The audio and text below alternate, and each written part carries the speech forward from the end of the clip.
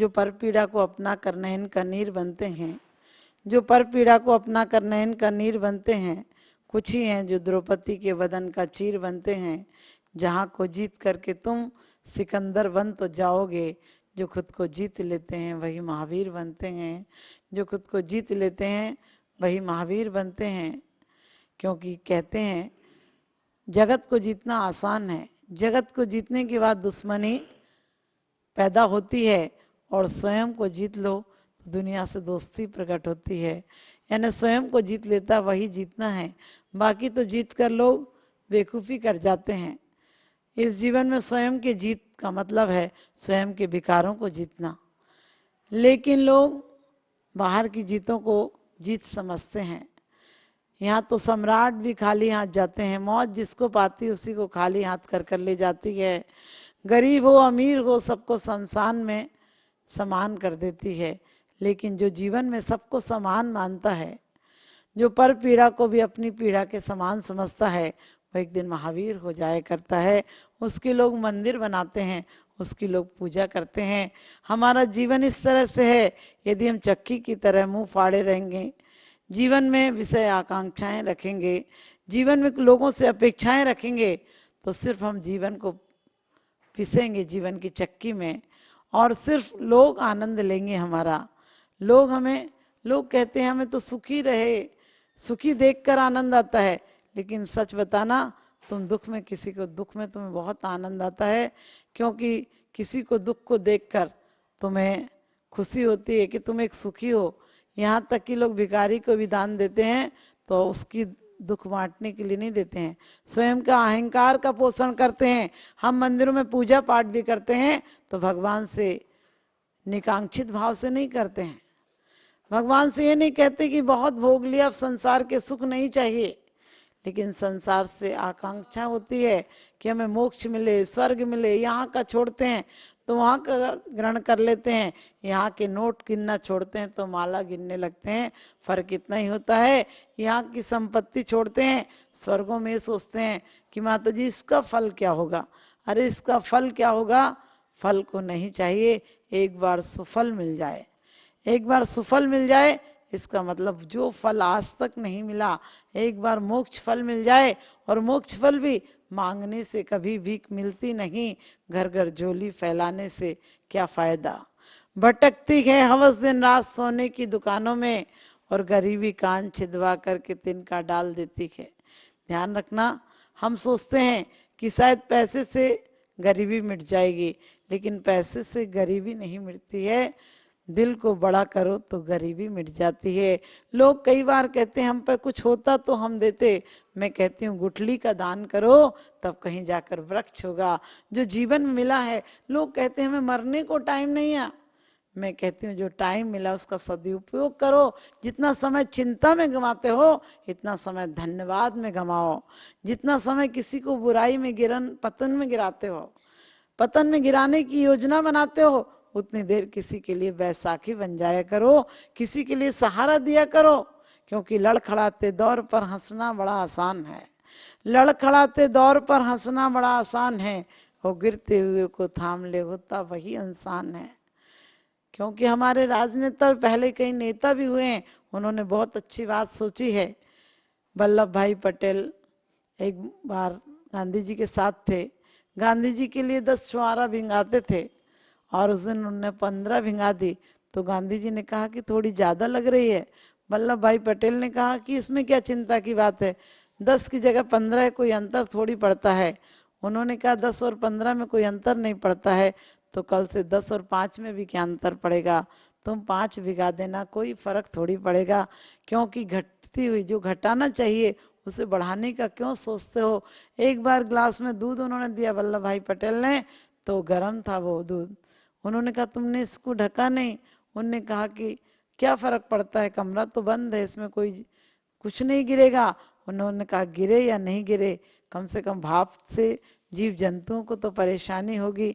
ध्यान रखना, हमारे यहाँ पहले हर वर्ग का, रामचंद्र जी 14 वर्ष तक वनवास में रहे, तब भी उन्होंने मांस भक्षण नहीं किया, उन्होंने किसी पतित को गिराया नहीं, उन्होंने किसी की हंसी नहीं उड़ाई, बल्कि जो पतित थे उन्हें पावन बना दिया। हमारे यहाँ लोग, हिंदू कथा में आता है कि उन्होंने अहिल्या को, पत्थर की अहिल्या को पैर लगाया तो वो श्राप से मुक्त हो गई, वापिस अहिल्या हो गई।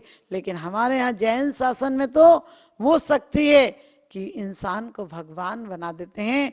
पत्थर की मूर्ति भी परमात्मा का, उसमें बीजारोपण कर दिया जाए तो वो प्राण प्रतिष्ठा के बाद वो पत्थर की प्रतिमा भी इंसान को परमात्मा बनाने में निमित्त हो जाती है। बड़ी अच्छी बात कही है कि परमात्मा तुम्हें मंदिर में नहीं, मेरे दिल में विराजमान किया है। अब मुझे कोई रोग कैसे घेर सकते हैं, क्योंकि रोग, अधिकांश रोग हमारी विकृत भावनाओं से आते हैं। आजकल लोग कहते हैं हर रोग का इलाज निकल गया।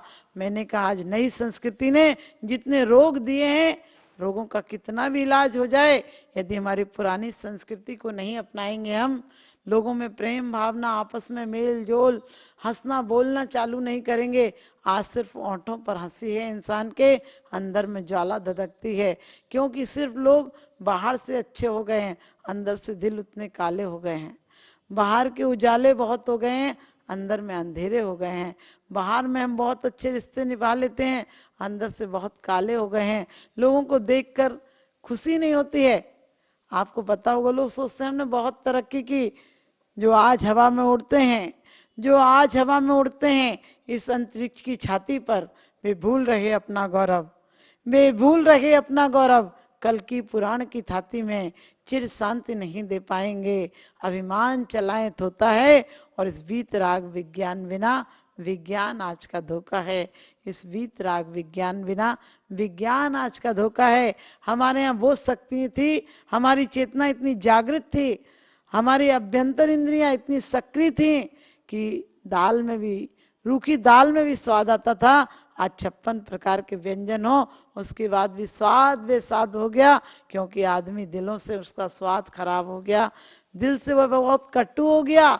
और जब अंतरंग शक्ति कटु हो जाएगी तो बाहर में, आपको पता होगा, हम किसी की स्मृति कर कर भी, किसी की याद कर कर भी रो लेते थे, मुस्कुरा लेते थे, खुश हो जाते थे। और हमारी अंतर चेतना, हमारा आभा मंडल इतना सशक्त था कि हम किसी के बारे में सोचते थे कि आज वो आएगा, और वो आज ही आ जाता था। यानी हमारी शक्ति ऐसी थी कि हम जिसका चिंतन करते थे उसके बारे में ही, जिसका चिंतन करते थे उसके बारे में ही, और वो काम पूरा हो जाता था। और आज भी आप चिंता मत करना, आज भी यदि व्यक्ति दोबारा से सरल सहज भावों में जीने लगे, अपनी अच्छी भावनाओं में निरंतर रहे, तो आज भी उसकी जो रक्तों का प्रवाह है, जो उसकी वायु का प्रभाव है, वह सुचारू रूप से रहेगा। कोई बीमारियां हमें नहीं घेर सकती हैं, क्योंकि बीमारियां तब घेरती हैं जब हम कुंठित होते हैं, जब हम कोई बात को व्यक्त नहीं कर पाते हैं, कोई भावनाओं को स्पष्ट नहीं कह पाते हैं। आज घर में भी आपको पता होगा, बुजुर्ग लोग मौत की जिंदगी जी रहे हैं, मौत से बदतर जिंदगी जी रहे हैं। कई बुजुर्ग कहते हैं अब तो हमें उठा ले भगवान। क्यों कहते हैं? क्योंकि आज हम रोज पढ़ लेते हैं मेरी भावना में, हो नहीं कृतज्ञ कभी में, द्रोही न मेरे उरियावे, गुण ग्रहण का भाव रहे नित, दृष्टि न दोषों पर जावे। हमारे यहाँ कहा है हर विवाद का हल हो सकता शायद वाद के द्वारा। यदि कोई अपन को गुस्सा कर दे, डांट दे, तो हम कहते हैं ये बुरा है, इसने मुझ पर गुस्सा कर दिया। लेकिन आप क्यों नहीं सोचते हो कि उसकी कोई परिस्थिति रही होगी, कोई मजबूरी रही होगी, उसको कोई क्षोभ होगा, उसको तकलीफ रही होगी, इसलिए उसने मुझसे ऐसी बात कह दी। कोई बात नहीं, मैं मलहम का काम करूं, मैं छुरी का काम नहीं करूं। लेकिन आज तो छुरी, लोग घाव घाव का काम करते हैं। लोग किसी की बातों को समझने का प्रयास नहीं करते हैं, और इसके कारण परिवारों में कलह है। कितनी कलह है। लोग पहले 50-50 लोग घरों में एक साथ रह लिया करते थे, फिर भी कभी छोटी मोटी बात हो जाती थी, कह लेते थे, तुरंत एक दूसरे को माफ कर देते थे। लेकिन आजकल तो इतनी तकरार बढ़ जाती है, लोग मुंह से कहें या ना कहें, अंदर से कुंठित रहते हैं। बच्चों का व्यवहार ऐसा बदल गया है जैसे लगता है पड़ोसी रह रहा हो, उनको बोलने का वक्त नहीं मिलता है। वही माँ बाप जिन्होंने यदि परिस्थितियां कमजोर थीं, उनकी आर्थिक परिस्थिति ठीक नहीं थी, तो उस माँ बाप ने बच्चों के लिए कपड़े बनाए, बच्चों को मिठाई लाई, बच्चों को गिफ्ट ला कर दिए। लेकिन वही बच्चे, माँ बाप को एक जोड़ी कपड़ा बनवाना भी उनको भारी पड़ जाता है। उनकी कमाई से उन्हें स्वर्ग नहीं पहुंचाना चाहते हैं, सिर्फ हम मरने के बाद दिखावे के लिए दान कर देते हैं, बल्कि एक दो शब्द प्यार के नहीं बोल पाते हैं। आज का जीवन वचनों से भी इतना कंगाल हो गया है कि वास्तव में किसी से अच्छे बोलने की जगह हम बुजुर्गों से बात भी करते हैं तो बड़े उपेक्षा भाव से करते हैं। आप खाना खा लो, आपको चलना हो चलो, आप घर पर पड़े रहना, लेकिन आप सोचना ऐसी बातें मत कहो। क्योंकि एक बच्चा अपने पापा के साथ कहीं जा रहा था और उसकी दादी घर पर थी। दादी थोड़ी बुजुर्ग थी, गैस चूल्हा जलाना नहीं जानती थी। उसने अपने बेटे से कहा कि बेटा तुम जा रहे हो, जरा बहू से कह दो मेरी 4 रोटी सेक के रख जाएगी, मैं नहीं बना पाती हूँ। तो बेटे ने बड़े, क्योंकि कहते हैं लोग बहुओं की आशा करते थे, आजकल बेटा बदतर से बदतर हो गए हैं, बेटे बहुत बदसलूकी करते हैं। बेटे ने अपनी माँ से कहा कि आप खुद बना लेना, उसको टाइम नहीं है, हमें देर हो रही है, पार्टी में जाना है। माँ ने फिर कहा कि बेटा मैं भूखी रह जाऊंगी, तुम शाम तक आओगे, सिर्फ रोटी बना जाए, मुझसे गैस जलाते नहीं बनता है। बेटा ने उपेक्षा से कहा कि नहीं बनता है तो ऐसे ही रह लेना, और खाना हो तो पड़ोस में लंगर चल रहा है, लंगर में खा के आ जाना। माँ की मजबूरी होती है कि घर में रहना, अब कहाँ जाएगी, कौन पूछता है। तो माँ चुपचाप रही। लेकिन जैसे ही पति पत्नी गाड़ी में बैठकर जाने लगे, उनका छोटा सा बच्चा था और बोला पापा अपना घर बनवाओ, तो मंदिर के बगल में ही बनवा लेना। उसके पापा ने बड़े अचंभित होकर कहा क्यों बेटा, क्यों बनवा लेना? बोले दादी तो आज खा लेगी लंगर में, आप लोगों को तो रोज ही खा लिया करो लंगर में, कौन बनाएगा आपके लिए खाना? तो ध्यान रखना, जो दोगे दुनिया में वही लौट कर आएगा। सुख दोगे तो 100 गुना सुख लौट कर आएगा, और दुख दोगे, उपेक्षाएं दोगे किसी को, तो तुम पर उपेक्षाओं की बरसात हो जाएगी।